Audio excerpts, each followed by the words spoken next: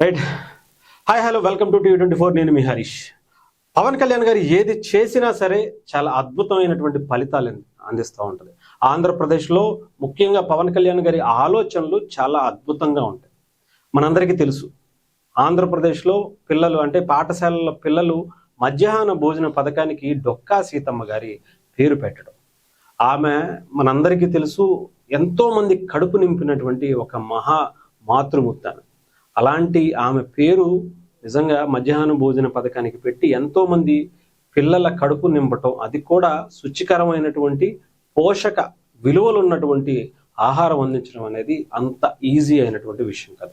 ఇది గవర్నమెంట్కి కష్టం అయినా కూడా ఎక్కడ కాంప్రమైజ్ అవ్వకుండా పవన్ కళ్యాణ్ గారు దీని మీద శ్రద్ధ పెట్టి చెయ్యాలి అని చెప్పడం, అటు విద్యాశాఖ మంత్రిగా ఉన్నటువంటి నారా లోకేష్ గారు కూడా దీని మీద మంచి నిర్ణయాలు తీసుకోవటం, పిల్లలకి అందించేటువంటి ఈ ఆహారం విషయంలో చాలా జాగ్రత్తలు తీసుకోవటం, ఇది కూడా మనం చూసాం. అయితే ఇక్కడ మనం చాలా క్లియర్గా చూడొచ్చు, ఇది ఒక స్మార్ట్ కిచెన్ని పవన్ కళ్యాణ్ గారి ముందుకి గతంలో లాస్ట్ ఇయర్ పేరెంట్స్ మీటింగ్ అప్పుడు తీసుకొచ్చారట.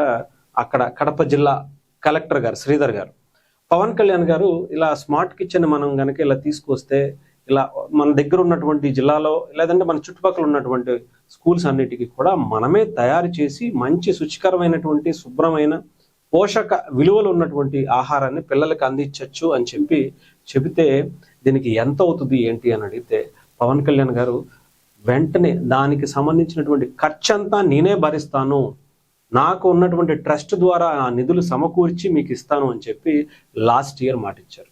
అన్నమాటని నిలబెట్టుకోవటమే కాదు, అది పూర్తయిపోయి ఇప్పుడు అందుబాటులోకి వచ్చినటువంటి పరిస్థితి. దాదాపు 12 పాఠశాలల పిల్లలందరికీ కూడా ఈ స్మార్ట్ కిచెన్ ద్వారానే అక్కడ వంటకాలన్నీ రెడీ చేసి కుక్స్ అందరూ కూడా చాలా అద్భుతంగా నీట్గా శుభ్రంగా మంచి పోషక విలువలు ఉన్నటువంటి ఆహారాన్ని పిల్లలకి అందిస్తున్నటువంటి పరిస్థితి. చూసారుగా ఎన్ని కోట్లు ఖర్చు అయి ఉంటుందో మనం మాటల్లో చెప్పాల్సిన అవసరం లేదు. నాకు తెలిసి చాలా పెద్ద యూనిటే తయారు చేశారు. ఎన్నో కనీసం ఒక 1000-1500-2000 మందికి ఉండి శుభ్రమైనటువంటి ఆహారాన్ని అందించేటువంటి అవకాశం కూడా కల్పించారు. సో ఇది పవన్ కళ్యాణ్ గారు ఏది చేసినా సరే ఆయన సొంత డబ్బులతో చేయటం అంటే, ఇది ఎందుకు ఇక్కడ మొదటగా ప్రారంభించారు అని అనుకోవచ్చు. ఆ కలెక్టర్ గారు చెప్పారు, అది పవన్ కళ్యాణ్ గారికి నచ్చింది. డెఫినెట్గా దాన్ని ఒక మోడల్గా మనం అక్కడి నుంచి ఒక స్మార్ట్ కిచెన్ మీరు ప్రారంభించండి, మీరే దాన్ని దగ్గరుండి చూసుకోండి అని చెప్పడం, ఆయనే దానికి నిధులు ఇవ్వటం. గవర్నమెంట్, నేను నిన్న కూడా ఒక వీడియోలో చెప్పాను చాలా క్లియర్గా, ఎక్కడైనా సరే పవన్ కళ్యాణ్ గారు గవర్నమెంట్ ఇస్తుందా లేదా, గవర్నమెంట్ దగ్గర డబ్బులు ఉన్నాయా లేవా, మళ్ళీ దాన్ని శాంక్షన్ చేయించుకోవాలి, అనేకమైనటువంటి కార్యక్రమాలు ఉంటాయి. అసలు బడ్జెట్ ప్రస్తుతం ఉన్నటువంటి పరిస్థితుల్లో ఇలాంటి చేయటం సాధ్యమా అసాధ్యమా అనేది చాలా ఆలోచనలు ఉంటాయి.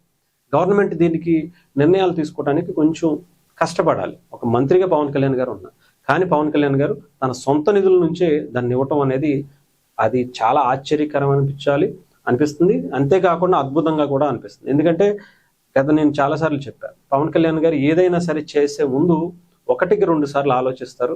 అది కూడా ముఖ్యంగా ముందు ఎవరు ఏం చేస్తున్నారు అనే దానికి ఉన్న నేనేం చేస్తున్నాను అనే దాని మీద చూస్తారు. అందుకనే ముందు ఆయన ముందుకు వస్తే ఎలాంటి అద్భుతాలు జరుగుతాయో ప్రపంచం చూసిన తర్వాత ఆటోమేటిక్గా దీనికి ఎవరో ఒకరి ద్వారా స్పాన్సర్లను తీసుకురావచ్చు, ఇంకొకరిని తీసుకురావచ్చు, ఏదైనా చేయొచ్చు, చాలా అద్భుతమైనటువంటి కార్యక్రమాలు చేయొచ్చు. సో దానికి ముందడుగు పవన్ కళ్యాణ్ గారే వేస్తారు అనడానికి ఇది ఒక నిదర్శనంగా మనం చూడొచ్చు.